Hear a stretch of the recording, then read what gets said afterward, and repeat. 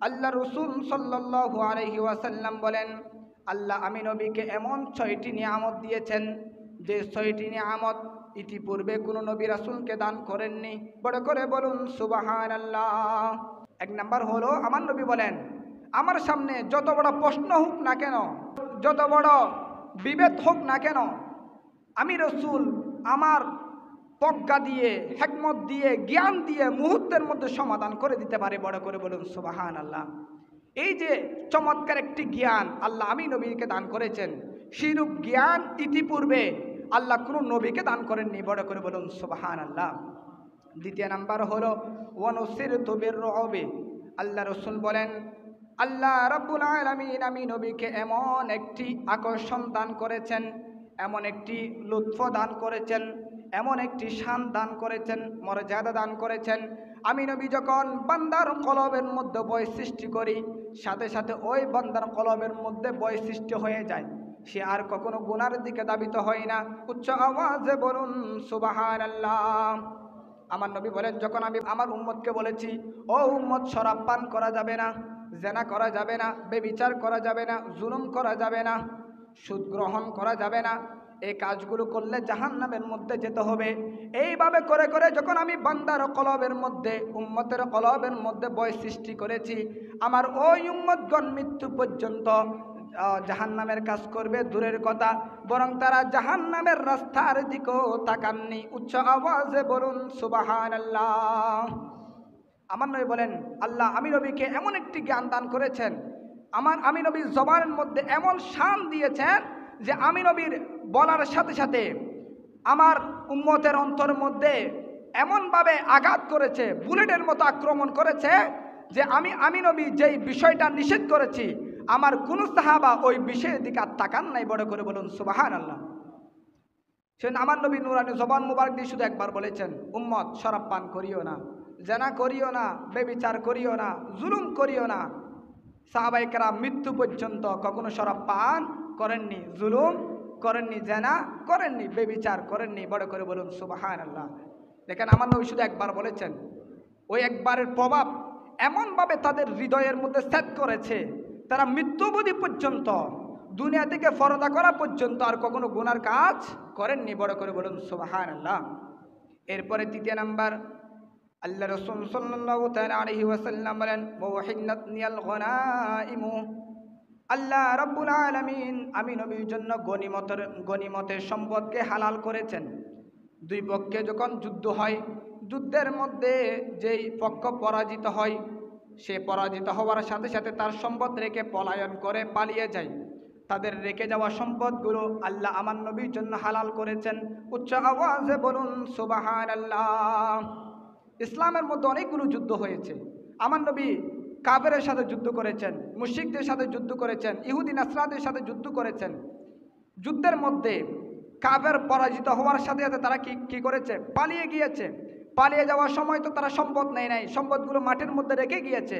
আমার আল্লাহ বলেন, বন্ধু হাবিব, তাদের রেখে যাওয়া সম্পদগুলো আমি আল্লাহ আপনি নবী এবং আপনার উম্মতের জন্য হালাল করে দিলাম। বড় করে বলুন সুবহানাল্লাহ। ইতিপূর্বে গনিমতের মাল কোন নবী রাসূলের জন্য হালাল ছিল না, একমাত্র আল্লাহ আমার নবীর জন্য গনিমতের মালকে হালাল করে দিয়েছেন। বড় করে বলুন সুবহানাল্লাহ। সম্মানিত হাজিরিন, শুধু তাই না, চতুর্থ নম্বরের মধ্যে ওয়াজউইলাতনিয়াল আরদু মাসজিদান ওয়া তাহুরা। আল্লাহ রাব্বুল আলামিন আমার রাসূলকে এমন একটি শান আজমত দান করেছেন। আল্লাহ রাসূল সাল্লাল্লাহু তাআলা আলাইহি ওয়াসাল্লাম বলেন, আমি নবী দুনিয়াতে আসার আগে সমগ্র জমিন পবিত্র ছিল না। যেখানে সেখানে নামাজ পড়ার কোনো বিধান ছিল না, যেখানে সেখানে ইবাদত করার কোনো বিধান ছিল না। কিন্তু আমি নবী যেদিন দুনিয়ার মধ্যে আগমন করেছি, আমি নবীর নূরানি কদম মুবারক জমিনের মধ্যে পড়ার সাথে সাথে আল্লাহ রাব্বুল আলামিন সমগ্র জমিনকে পবিত্র করে দিয়েছেন। বড় করে বলুন সুবহানাল্লাহ। আমার নবী দুনিয়াতে আসার আগে যেখানে সেখানে নামাজ পড়ার কোনো বিধান ছিল না, যেখানে সেখানে ইবাদত করার কোনো বিধান ছিল না। নির্দিষ্ট জায়গা ছিল, আপনি যদি নামাজ পড়তে তাহলে নির্দিষ্ট জায়গার মধ্যে গিয়ে নামাজটা পড়তে হবে।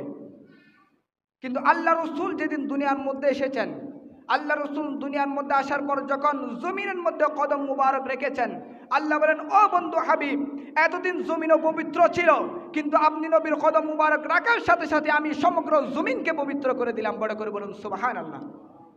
আমার নবী আসার পর থেকে আল্লাহর বান্দারা চাইলে যেখানে সেখানে নামাজ পড়তে পারে। আপনি বিলের মধ্যে গিয়েছেন, ওইখানে আপনি চাইলে উজু করে নামাজটা পড়তে পারেন। আপনি রাস্তার মধ্যে আছেন, চাইলে রাস্তার এক পাশে নামাজটা পড়ে ফেলতে পারেন। আপনি খালের মধ্যে গিয়েছেন, চাইলে খালের পারে আপনি নামাজটা আদায় করে ফেলতে পারেন। এভাবে করে সমগ্র জমিন থেকে আপনি ইবাদত করতে পারবেন। উচ্চ আওয়াজে বলুন সুবহানাল্লাহ। যেখানে সেখানে দাঁড়িয়ে ইবাদত করার এই সুযোগ একমাত্র আমার নবীর খাতিরে হয়েছে। আমার নবী না আসলে সমগ্র জমিন কখনো ফাঁক হতো না, যেখানে সেখানে নামাজ পড়ার হুকুম থাকতো না। একমাত্র আমার নবীর খাতিরে, আমার নবীর মুহাব্বতে আল্লাহ সমগ্র জমিনকে পবিত্র করে দিয়েছেন। বড় করে বলুন সুবহানাল্লাহ। দেখেন, সমগ্র জমিন পবিত্র করেছেন আমার নবীর নূরানি কদম মুবারক দিয়ে। এর আগে আলোচনা করেছি কিয়ামতের ময়দান সূচনা হবে আমার নবীর কদমে পাক দিয়ে, জান্নাত উদ্বোধন হবে তাও আমার নবীর কদম মুবারক দিয়ে। বড় করে বলুন সুবহানাল্লাহ। সম্মানিত হাজরিন, শুধু তাই না, এরপর আল্লাহ রাব্বুল আলামিন আমার নবীকে আরেকটি শান আজমত দিয়েছেন, ওয়া উরসিলতু ইলাল খালকি কাফাতাও। আল্লাহ রাব্বুল আলামিন আমার নবীকে সমগ্র কুল কায়নাতের জন্য রহমত হিসেবে প্রেরণ করেছেন। বড় করে বলুন সুবহানাল্লাহ। আমার নবীর আসার আগে যত নবী দুনিয়ার মধ্যে এসেছে 1,24,000, 2,24,000, মতান্তরে 3,36,000। ওনারা বিভিন্ন গোত্রের জন্য প্রেরণ হয়েছে, বিভিন্ন কওমের জন্য প্রেরণ হয়েছে। ওনাদের নবুয়ত নির্দিষ্ট ছিল শুধু এই কওমের জন্য, এই গোত্রের জন্য, এভাবে করে তাদের নবুয়ত নির্দিষ্ট ছিল। কিন্তু আমার নবী যেদিন দুনিয়ার মধ্যে এসেছেন, আল্লাহ বলেন, ও বন্ধু হাবিব, আপনার জন্য কোনো নির্দিষ্ট নাই, বরং সমগ্র জাহানের জন্য আপনি রসুল। উচ্চ আওয়াজে বলুন সুবহানাল্লাহ। আমার নবীর জন্য কওম গোত্র কোনো বাক নাই। আমার নবী সমগ্র কুল কায়নাতের জন্য রসুল। বড় করে বলুন সুবহানাল্লাহ।